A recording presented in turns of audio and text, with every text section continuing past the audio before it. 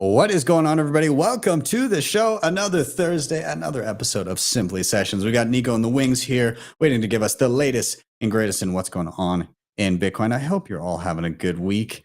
It's finally warmed up here.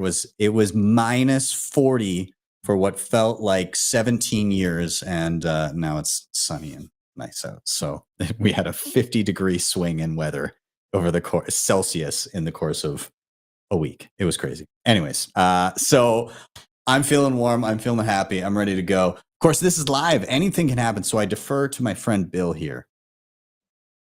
We'll do it live. Okay. We'll do it live. Fuck it. Do it live. I'll write it and we'll do it live. And thing sucks. If you have not already, please do like, subscribe, share, all those things. They help a ton getting this content in front of more eyeballs. Smash that little like button just below the screen right now. Give this a share on whatever socials you are on. And of course, smash that subscribe button and help me on my quest to 100K in 2024. I am Ben with the BTC Sessions. This is your Simply Session.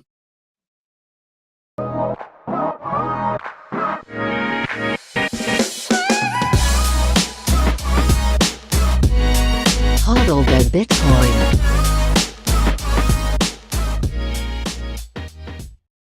Before we bring in Nico, let's take a look at where we are in the market right now. I'm bringing up timechaincalendar.com, and simultaneously, I'm going to be bringing up the live chat. Everything that you say in the chat will be live for the world to see now from here on in, for better or worse. But back to timechaincalendar.com, we're sitting at $39,952 per coin. A single US dollar will grab you 2,503 sats. In terms of fees, oh my God, 24 sats per byte. Are you serious?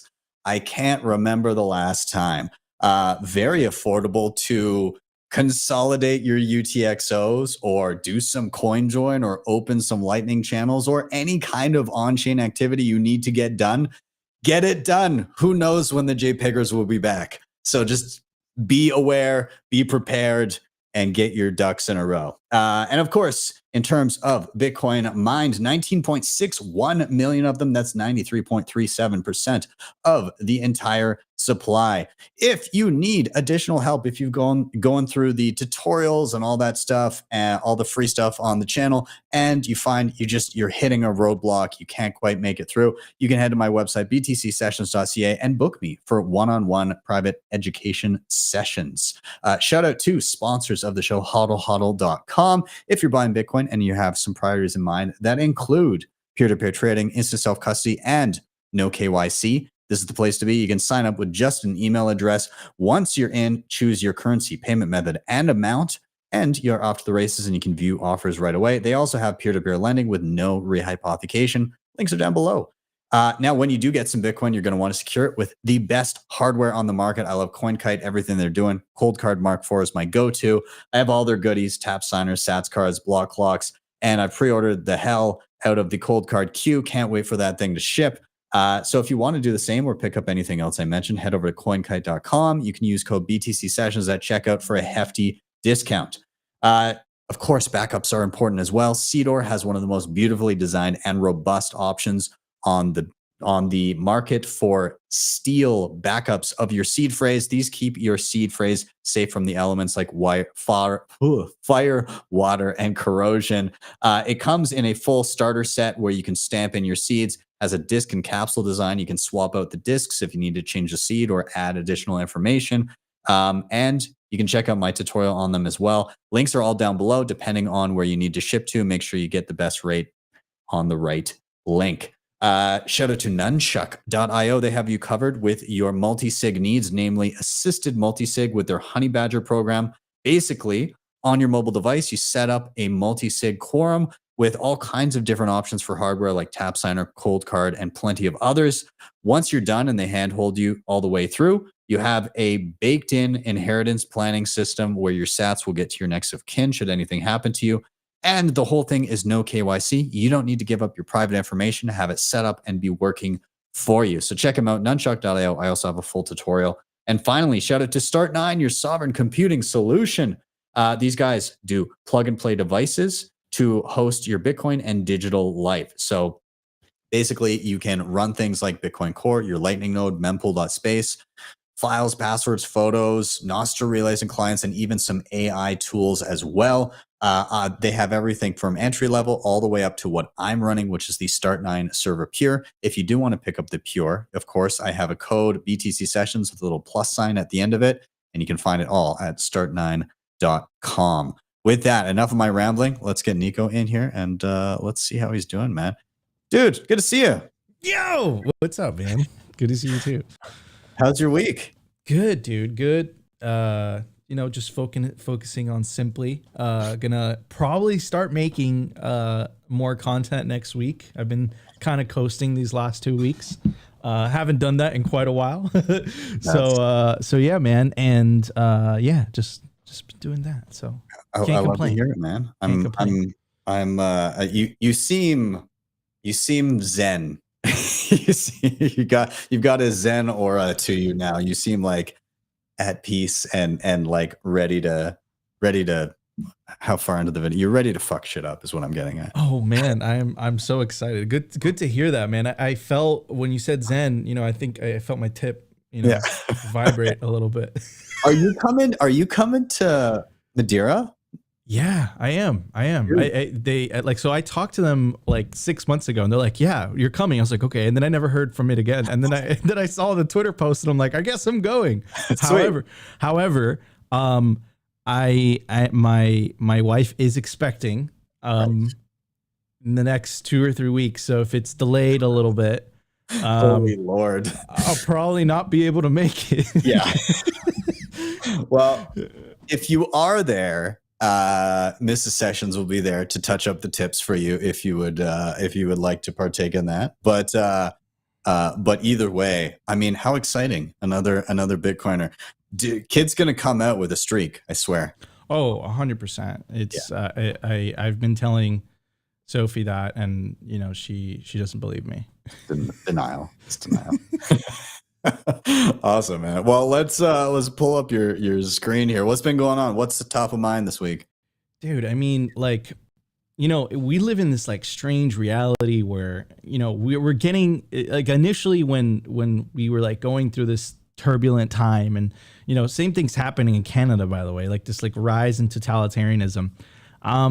You would have like little snippets of like them hinting at like them being tyrants and them saying the choir part aloud, but we're so far in the movie that now they're just saying it bluntly, like the choir part aloud. And here's Christine Lagarde basically admitting that if they don't roll out these CBDCs, she doesn't believe that, central banks are going to be a thing. Right.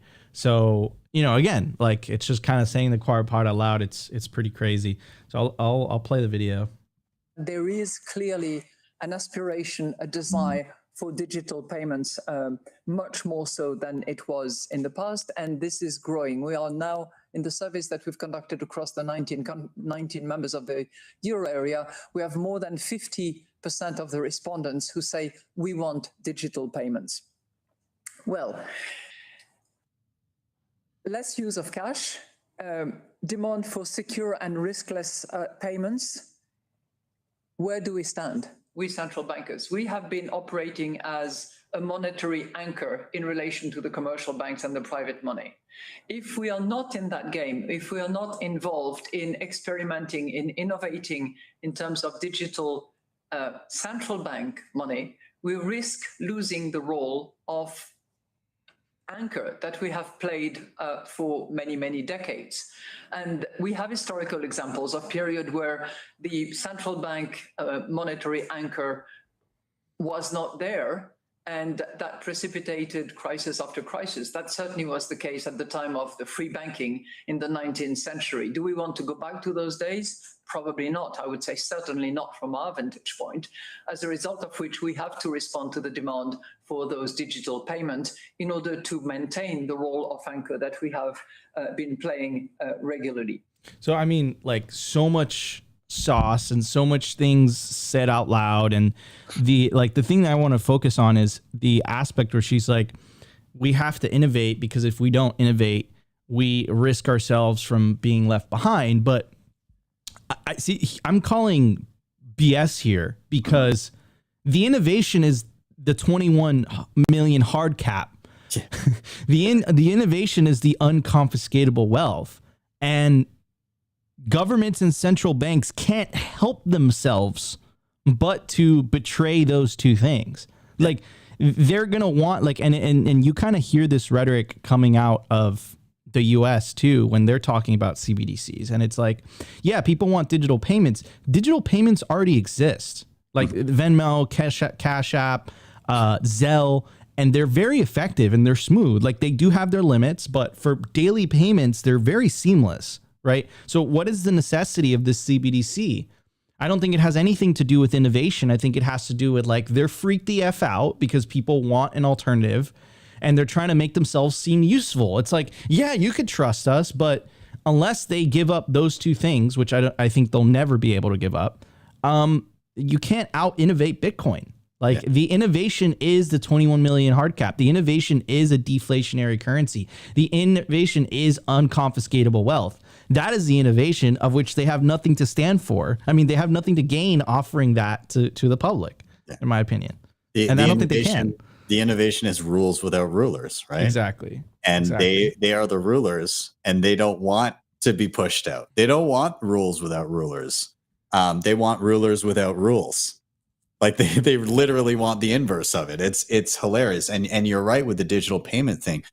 People, yeah, sure, people want digital payments and they use them, but why, like, they're clearly worried about the non-institutional digital payments because everything is already digital. Like, people have digital payments. Why might they migrate to something digital that isn't controlled by a centralized third party?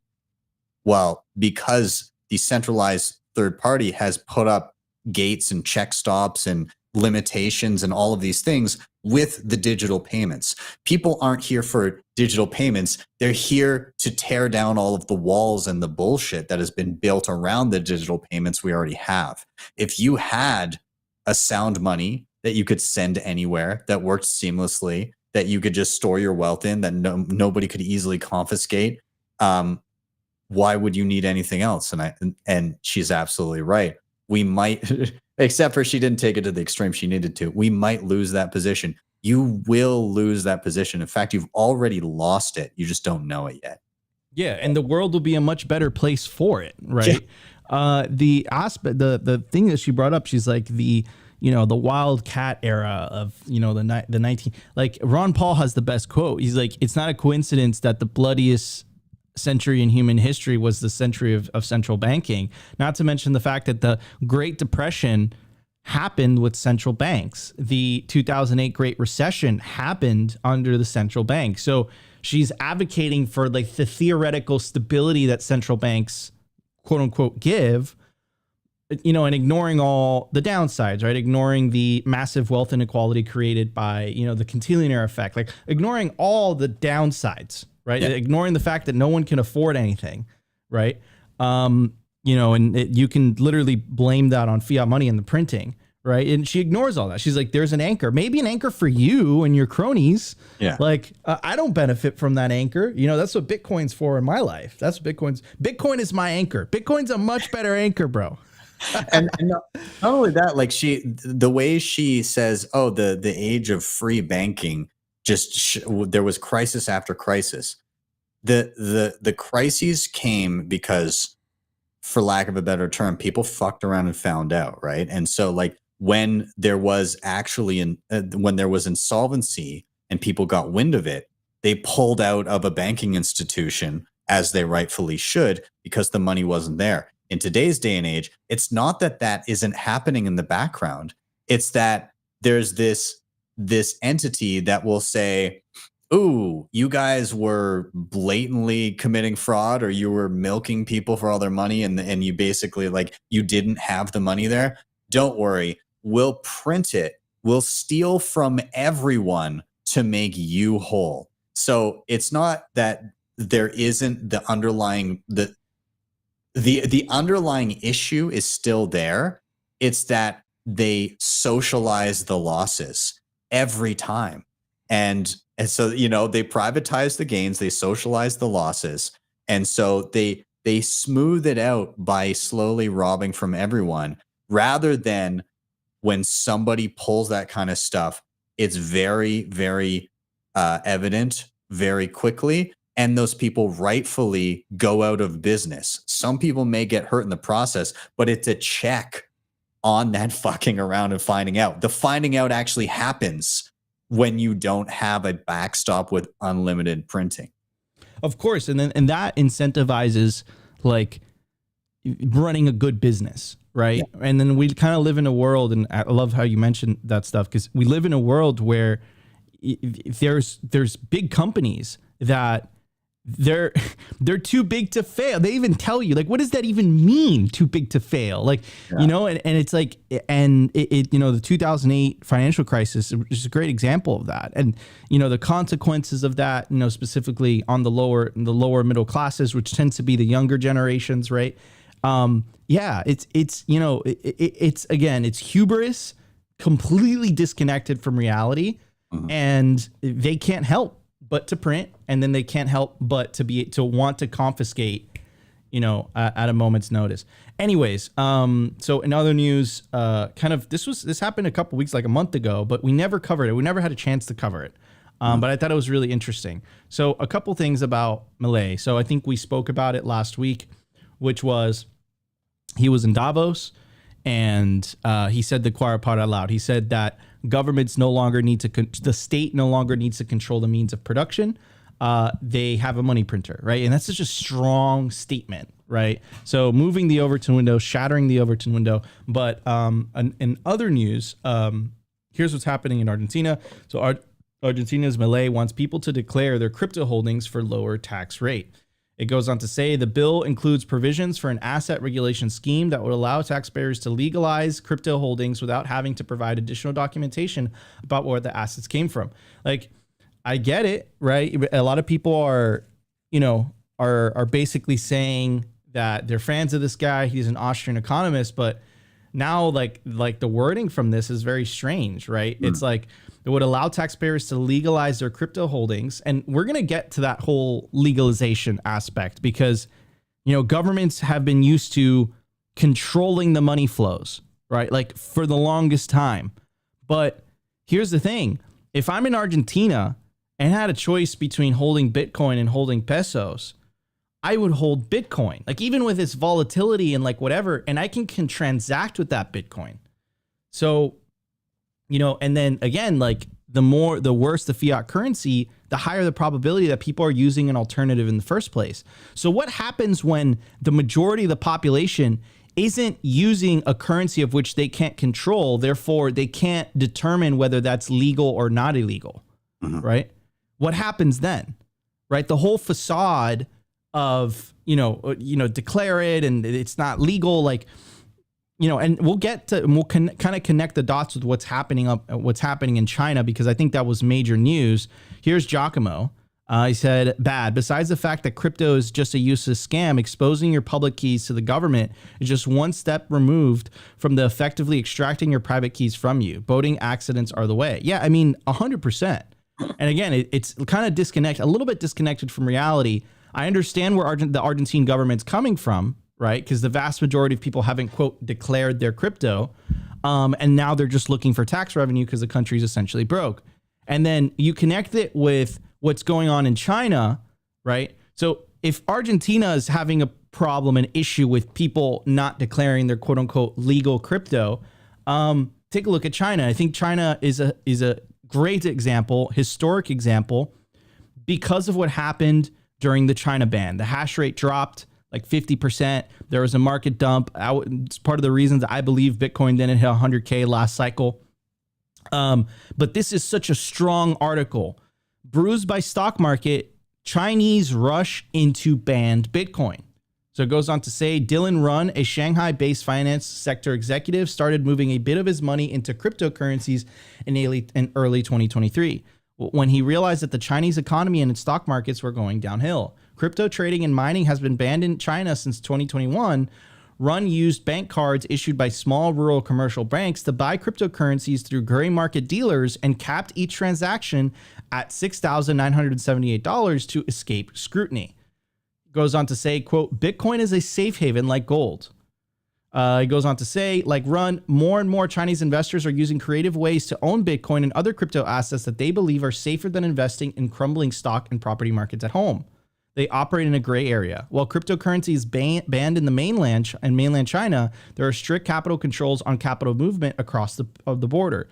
People are still able to trade tokens such as Bitcoin on cryptocurrency exchanges such as OKX and Binance. Mainland investors can also open overseas bank accounts to buy crypto assets. It goes on to say, and there's a specific statistic. Here it is. Despite being banned, the Chinese crypto market recorded an estimate $86.4 billion in raw transaction volume between July 2022 and June 2023, dwarfing Hong Kong, which witnessed a $64 billion in crypto trading. So even though, this is a signal here, even though this thing is completely banned, and even though Bitcoin mining was completely banned, there's still $86.4 billion worth of transactions, and it's still estimated that between 10 to 15% of the hash rate is still located in China. This is incentives. This is Bitcoin's incentive. This is why we're going to win. This is why people like Christine Lagarde, and they're talking their nonsense, they don't understand how powerful this technology is. People are not looking for, quote unquote, more efficient payments.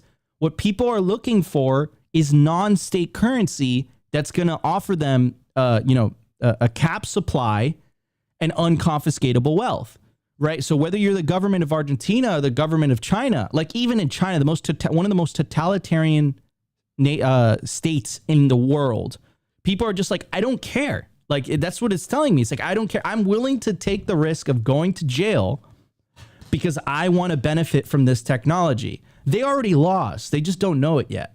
Yeah. 100%. Yeah. I mean, it's if China can effectively ban it, who will, right? Like the US, I mean, there might be, I mean, New York State is probably in the running, right? Like it is funny to see when there's a service and they're like, we cannot serve people in Iran, North Korea, or New York State. Like there's a number of services like that, but like the country as a whole, there's no chance. Like if this thing can't be effectively banned in China, it can't be effectively banned anywhere, to be honest. 100%. And it's just the coping and like the coming to terms by governments, like they don't fully understand what is happening. And again, I feel like I'm repeating like a broken record here, but the sovereign individual quote like is so, they hit the nail on the head. New technologies will allow the holders of wealth to bypass national monopolies that have issued and regulated money in the modern period. Their importance for controlling the world's wealth will be transcended by mathematical algorithms that have no physical presence. In the new millennium, cyber money controlled by private markets will supersede fiat money issued by governments. And then what are all the consequences that come with that, right? What are all the consequences of that separation of money and state? But you're seeing the old way of states, like they haven't come to terms with the fact that they can't make this go away. And because they can't make it go away, it becomes a forcing function. Like if you can't make it go away, then you have to compete with it. But if your product, what you're offering is inferior, then people are not going to be incentivized to use it, right? And they're like, totalitarianness comes out. There's little slips here and there, right? Because they're like, oh, we're going to ban it. They realize like, oh, we can't ban it. So, they kind of go back and forth, right? Yeah. But yeah, man, it's interesting. All their, again, like the ban is what proves that they don't have control, right? If they try, and the US is trying to go the route of, let's not let on that a ban won't work. Let's try to regulate it and let people basically complacently just comply, and then we'll kind of have our cake and eat it too. I think that's the efforts in the States. Yeah, that's where they are 100%. And that's where they are in the denial phase, right? They're still in the bargaining phase right now. Yeah. They haven't really fully understand or accept it, but I get it. It's a tough pill to swallow. Like if you're an egomaniac and you've been used to using the benefits of the monopoly on violence, And then all of a sudden that you don't have that anymore. You're just like, there's cognitive dissonance. You don't understand it. Yeah. Right. Anyways, so in other news, here's Jack Mallers, not only shattering the Overton window, but just dropping absolute bombs on the legacy media. Here's Dylan Leclerc. He posted the video. Let's check it out. Towards whether we will see an Ethereum or an Ether ETF come forward. Do you believe that that's like the next kind of dam breaking type of moment to really thrust even more institutional knowledge and even more institutional investment and inflows into crypto as a whole, even though I know you just said that crypto is a load of garbage? Yeah, crypto's loaded garbage. Jamie Dimon was Jeffrey Epstein's banker. Like, a lot of this stuff is just noise, pure unethical, malicious noise. My opinion, guys, again, is that global debt to GDP is 360%. What does that mean? The governments have piled up so much debt with no way to pay it back. So who's fronting that bill? I mean, someone's run up a $36 trillion bill at the bar. Who's paying for that? And the answer is whoever's holding the currencies that they can debase, that they can print more of. They have to issue more debt and print more currency to pay that bill. And so everyone has to find something else to hold. Do I want to hold Ethereum? Ethereum's a tech play. Ethereum's a gamble that Jamie Dimon's going to use it. What did he say in his ski resort Davos interview, that he's going to use it to flip real estate? What does that even mean? That doesn't mean anything.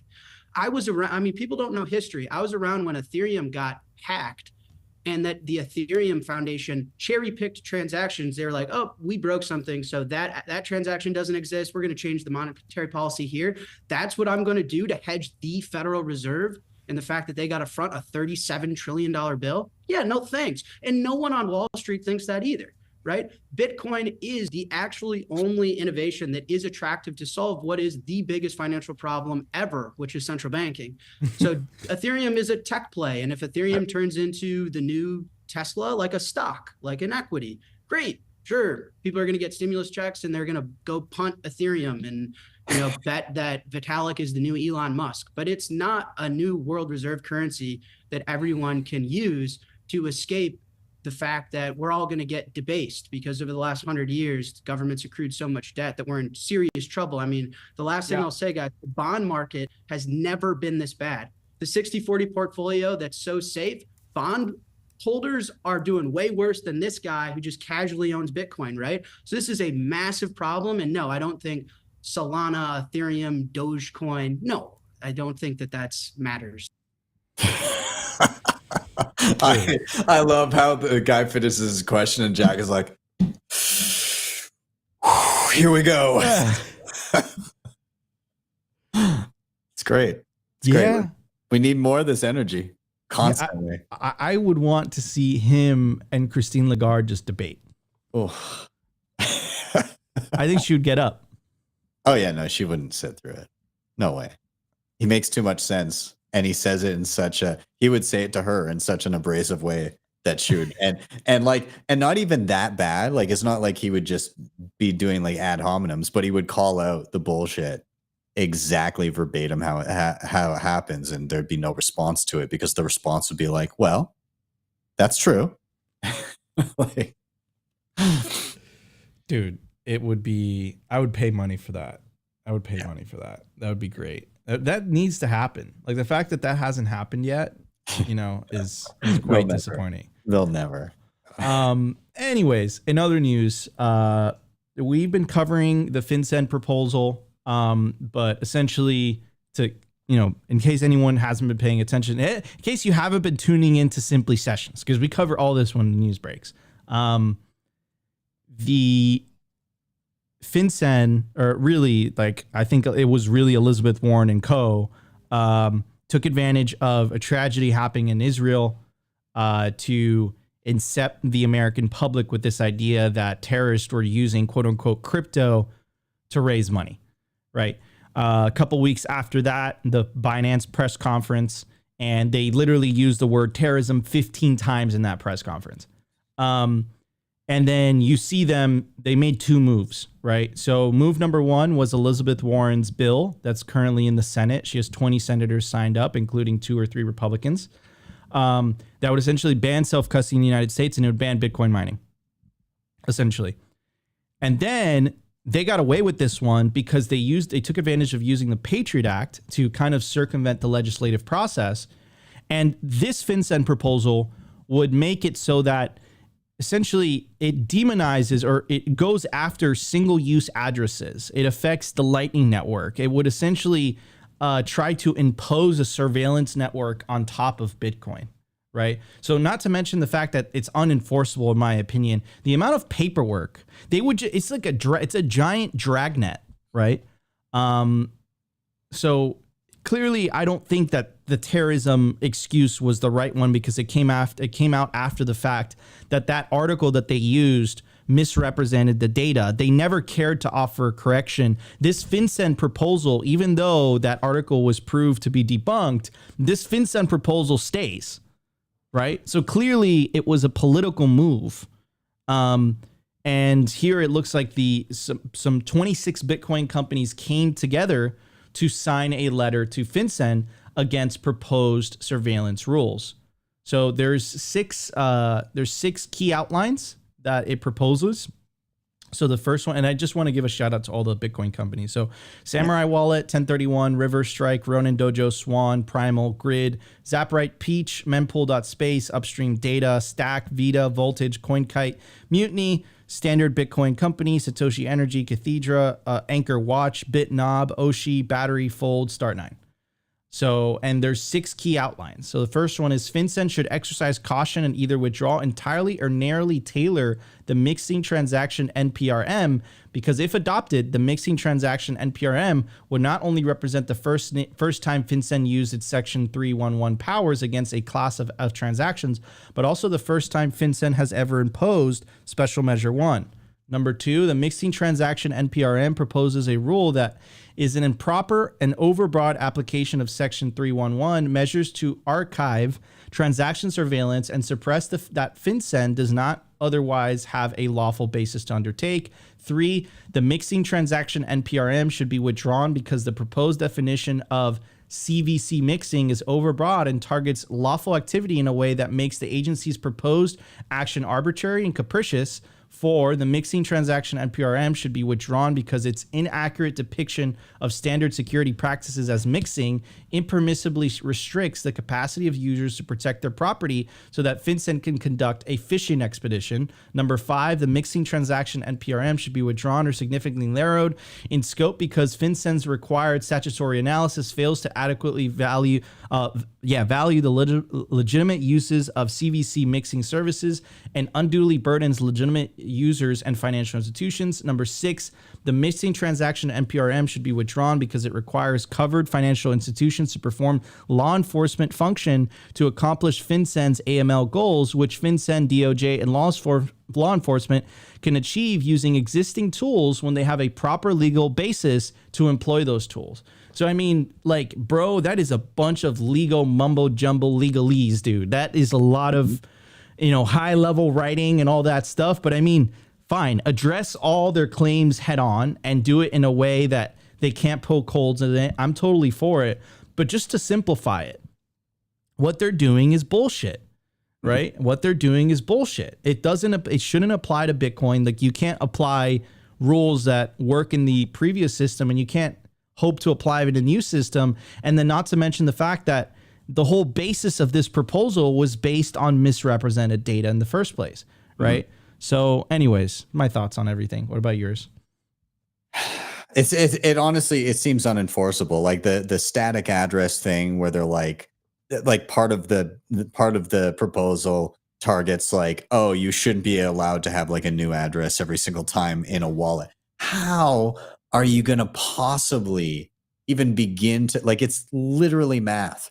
Like, somebody could sit and roll dice and like create a key and thus be able to create addresses from that key. Like, the whole function of the key is you can create multiple addresses from your XPub. So like, I don't know how they would even begin to try to enforce it, because at the end of the day, the addresses, once you have ownership of an address, you can easily move to any other address. So like it just, yeah. I mean, again, this is where they they catch all the law-abiding citizens and none, like the actual people that they're targeting are of course not going to listen to this. So all you're going to do is you're going to pigeonhole, or you're going to basically make all of these people that were always going to be 100% compliant. You're just going to make them do a whole bunch of extra steps.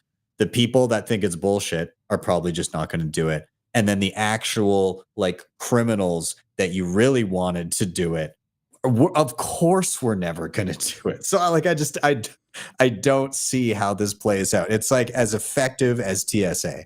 Yeah. Oh man, that's hilarious. Yeah, I 100% agree with your statement. It's and again, the part with the criminals is so spot on, because it's like you're gonna create this crazy like paper record keeping burden for people that do follow the law, and then criminals were never gonna fucking follow this anyways. Like they were never gonna be okay with this. So yeah, I mean, it's just ridiculous. But again, you know, the passage from the sovereign individual just keeps like repeating in my head over and over and over again. Right. Yeah.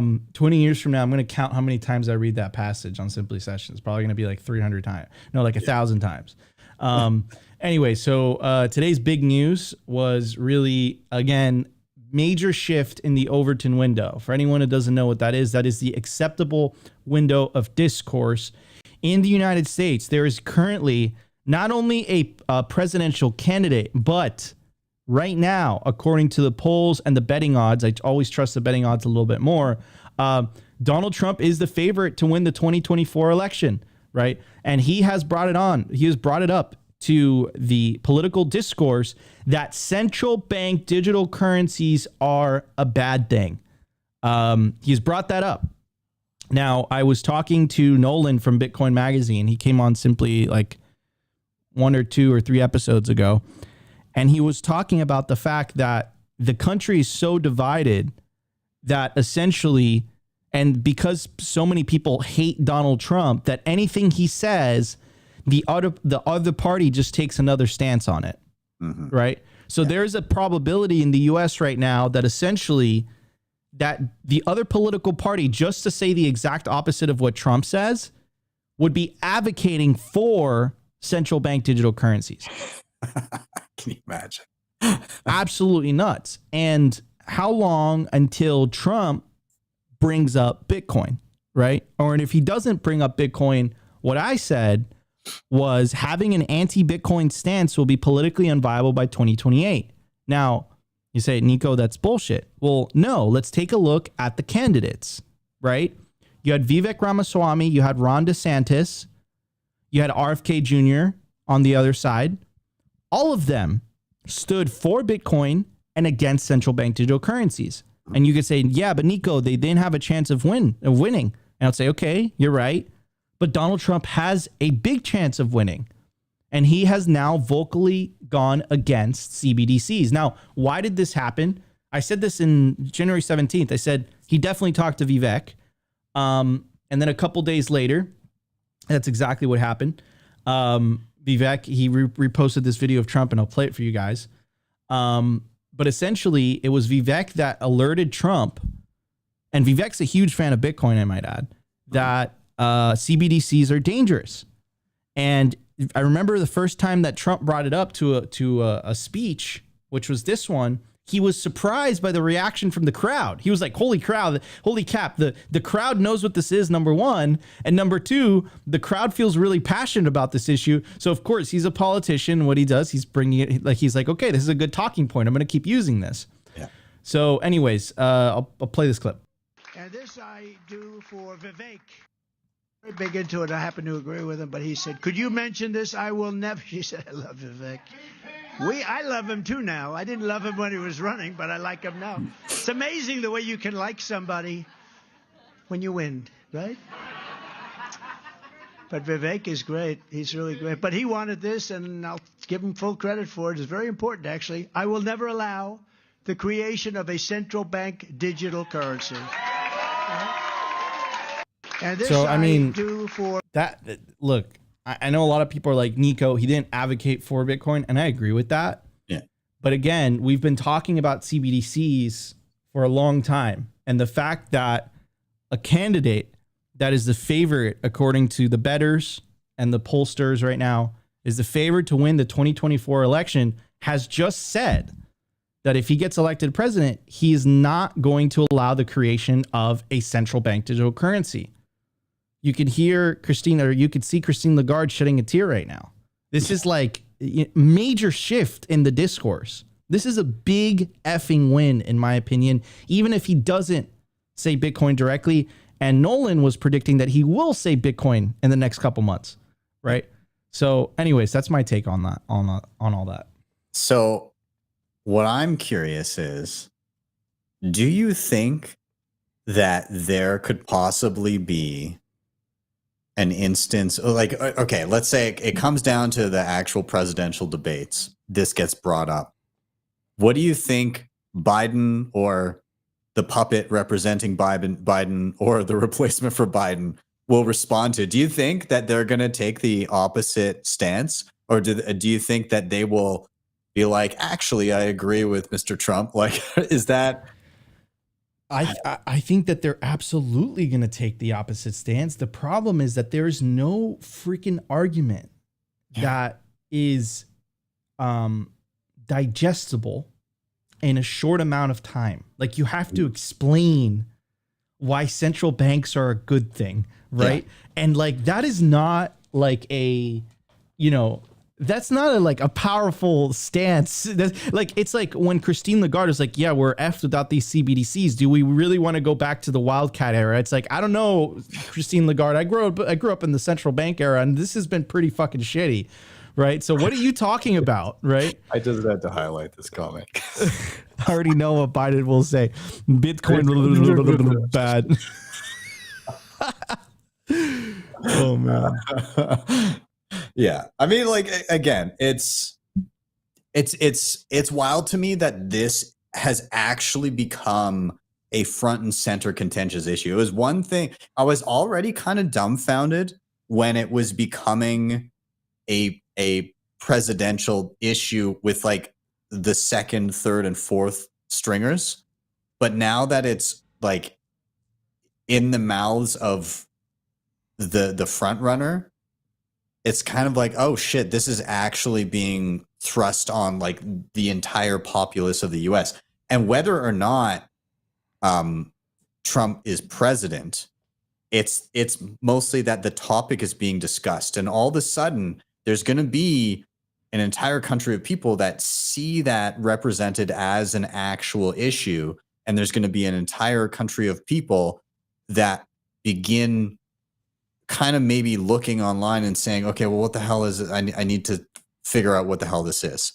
And once you start looking, you're going to be seeing a whole lot of shit that's going to make you go, oh, wow, maybe that's not something that I want. And the only people speaking positively about CBDCs are the ones that have one, destroyed the global economy, and two, love power. Yep. And I hope and pray that the average person can just do a quick Google on CBDCs and be like, oh shit, yeah, maybe no, this is not a thing that I would like.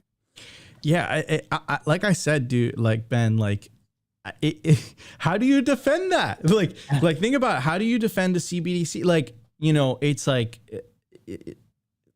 what benefit more? And then you hear it in their arguments, more efficient payments. Like, that's their argument, is like more efficient payments. Bitcoin is bad; it uses too much energy. But it's like no one believes that at this point. So like, they don't really have a good reason as to why the populace should swallow this pill. Yeah. And then that's like, and I think that's an issue for them. Like, I think they're really trapped into a corner, because if not, they would have used the argument by now.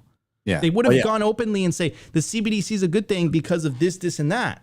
But there is no argument for it. I can't think of one off the top of my head. Like an easily digestible one. You can come up with a whole paragraph as to why CBDC is good, but no, like, you need little bullet points for politicians. That's how people remember stuff. Yeah. Again, like to come out and say digital payments to the US. You're like, everybody's got fucking like it's like the height of digital payments in the US. You can do anything you want with anybody and send money to any, like, that is not like, people will see right through that. Oh, it's to make digital payments easy. Everybody's like, I got fucking Venmo and PayPal and like all of these different, like, what do you mean? No, it's true. It's true, dude. It's true. And I think they're gonna have an uphill battle, but I think this is a big win for Bitcoiners. Yeah. Like I think even if you didn't say Bitcoin directly, I still think that it's a big shift in the discourse, and it's a positive shift. Anyways, Ben, I know I'm getting to the top of the hour, but it's been an honor, like always, guys. This was your Simply Sessions. I'll see you next week, Ben. Dude, good to see you. Have a good one. Awesome. Everybody stick around. We got a few quick updates before we round out the show. I wanted to give a quick shout out to Orange Pill app. They just dropped something new. If you're unfamiliar with Orange Pill app, basically it's a inherently location-based Bitcoin, I want to say Bitcoin meetup type app, where you can go waltz into any city in the globe and say what Bitcoiners are near, and basically have a friend anywhere. I use it all the time, especially when I'm traveling. And again, you can just kind of waltz into a city and be like, oh, is there any Bitcoiners here? And just like be able to have a coffee with them. If you have if you are unaware of a local meetup, it's very handy to plug it in and say like, oh, are there Bitcoiners around me? Anyways, whole point is they just dropped a new section for merchants. So if you're a Bitcoin merchant, if you have a business that accepts Bitcoin, you can list yourself in the Orange Pill app. And so I've been kind of, I had my local market here that we set up in December. We're doing it again in March. And so I'm been trying to share this with everybody that was part of the market to see if they can list themselves there. I've seen a good handful. Some of the farmers and the ranches and the people that sell like eggs and beef and stuff have been signing up there, which is super awesome to see. So yeah, if you're a merchant and you haven't listed yourself on Orange Pill app, then go do it. In fact, even if you're not on Orange Pill app, number one, I think it's worth it to sign your business up there. But number two, you should also use the other listing sites where you can list yourself. So btcmap.org and satmap.app. So satmap.app.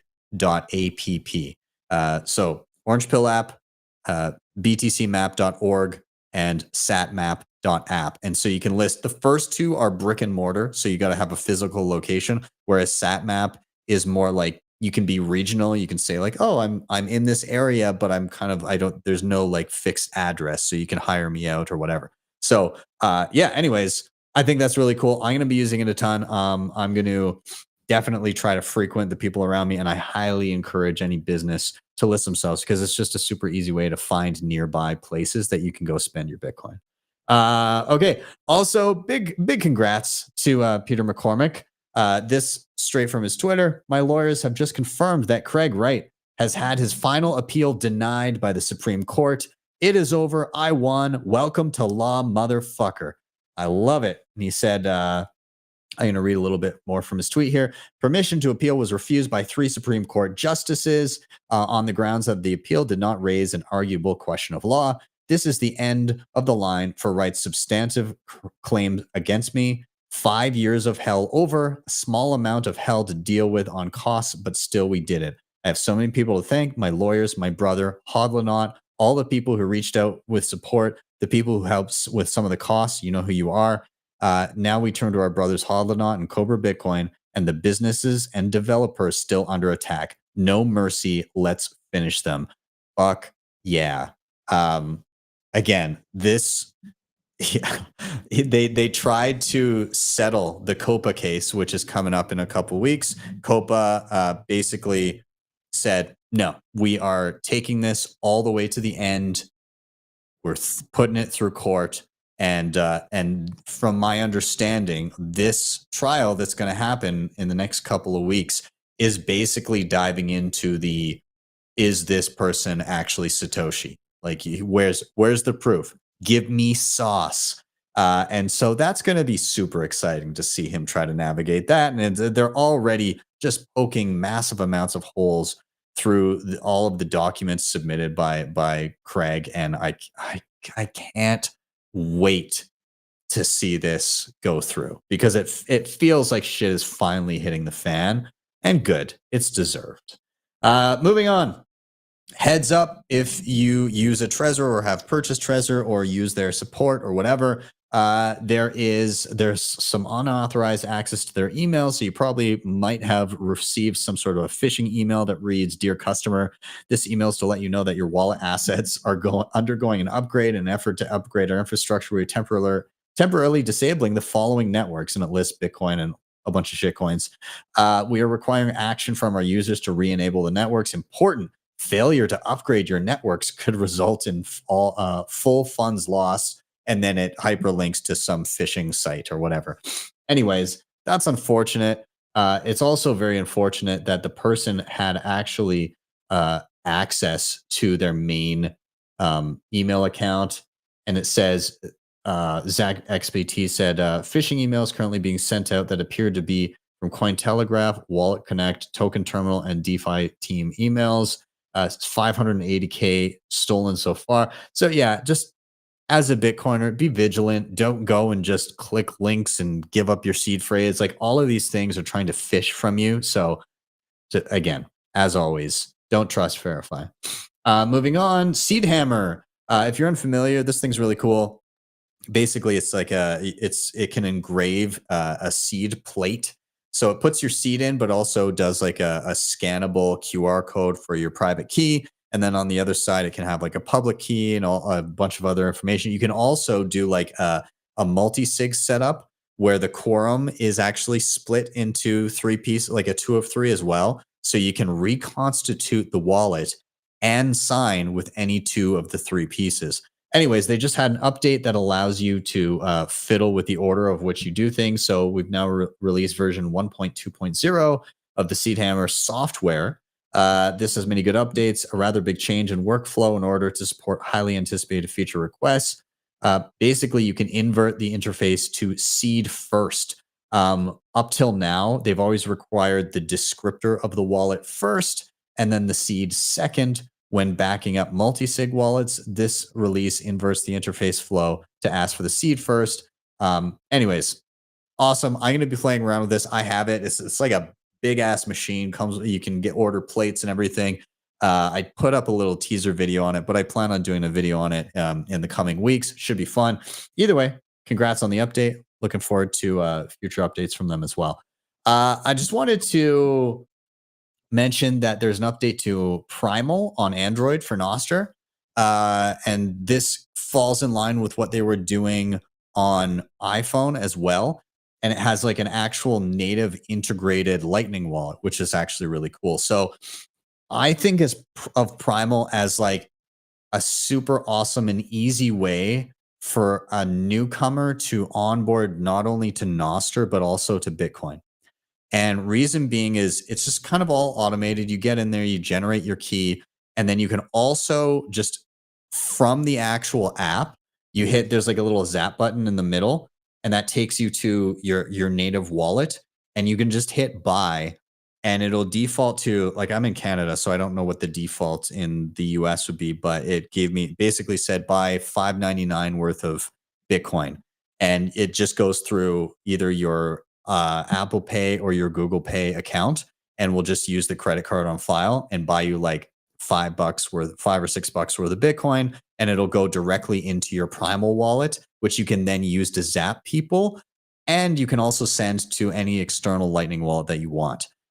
In the background, so keep in mind that the wallet in Primal is a custodial Lightning wallet, which again, the default is you're buying $5 worth of Bitcoin. So don't worry, you're not losing your life savings there. It's meant just for like tiny little tips, but it's a nice kind of inroads for somebody to just open an app, create a profile, have it already linked to a payment method, and get $5 worth of Bitcoin that they can then zap around and go, oh, geez, I can like pay people on social media. Cool. It worked very well for me. Super simple, like a couple of taps. I didn't have to do any sort of KYC or anything. It just worked. Obviously, like it's linked to a credit card that's associated with me. So there's that. But it just kind of seamlessly seem to work very, very well. Zaps seemed really easy. I sent externally to a different Lightning wallet. You can also, of course, if somebody obtains Bitcoin, can send into the wallet. But yeah, and then you also do have the option to switch the native wallet and use an external wallet if you so choose. And so I imagine a lot of people watching this will be like, well, I have my own preference of wallet. I'll link that one instead. So either way, congrats to Primal on that update.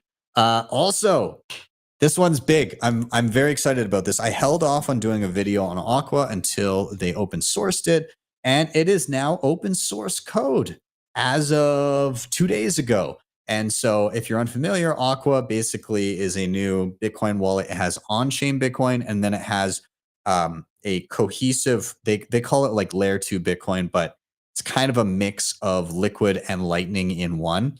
What's actually happening in the background is it defaults to Liquid and then it swaps in and out. But at the end of the day, what you have capabilities of doing is sending and receiving both Lightning and Liquid with a single unified balance. So I'm very excited about that. And they also added dark mode, which is really cool. And iPhone now has the functionality so that you can swap between on-chain Bitcoin and Liquid and vice versa. So that's awesome. And I'm going to be playing around with this, and I'm going to be doing a tutorial next week. So keep your eyes open for that. But either way, I mean, this is kind of becoming, I think it's kind of becoming my day-to-day, just like spending wallet.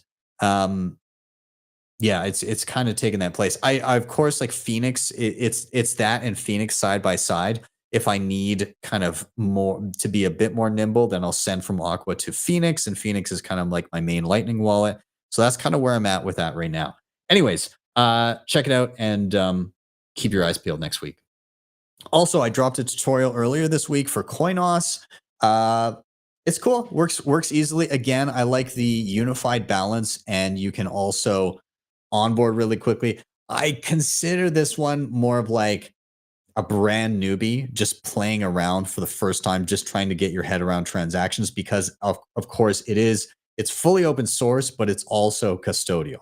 So take that for what it is. But nonetheless, very easy to set up. And the thing that was appealing is that it, again, also in a single unified balance, on-chain, Lightning, and Liquid, all three, all in one. You can deposit or accept payments in all forms, and then you can withdraw in whatever form you want. So it's just kind of all seamless altogether. The other thing I was going to say is it has like kind of like a merchant point of sale type screen. So it's really easy to have on like a tablet or just a phone and type in an amount and have somebody pay the equivalent amount in your local currency. It's not on the App Store, but it would be a progressive web app. So if you go onto it on your phone from your browser and you hit the little buttons in the top right of your browser, you can hit, I think on iPhone, it's save to home screen. On Android, it's install app. But it basically gives a little logo and everything, clickable logo on your home screen. And then it'll also open up without the address bar and all that stuff. So yeah, worth playing around with. Don't put any meaningful amount of funds in there. If you were using it as a merchant, I would say that would be okay over the course of the day, and then withdraw every single day into a wallet you use self-control. Yeah, that's kind of my take on that one. And then finally, tomorrow, why are we bullish? Daniel Batten, Michelle Weekly, Rob Wallace from BitcoinNews.com. Very excited to have them all on. It should be a lot of fun. That is tomorrow at 6 p.m. Eastern time. Do not miss it. Go set a reminder. And that's it. Anyways, guys, I'm going to finish up here. Thank you so much for joining myself and Nico. If you're not subscribed to Simply, of course, please go do that. They are awesome.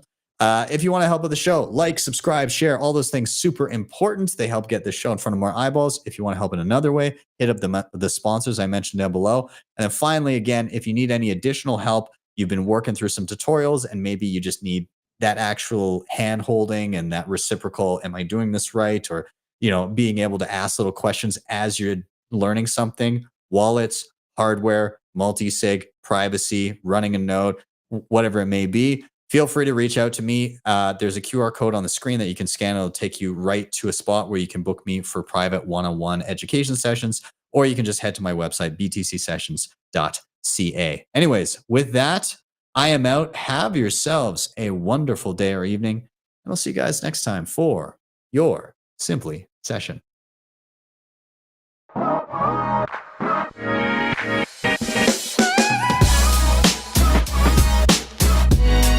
Hodl the Bitcoin.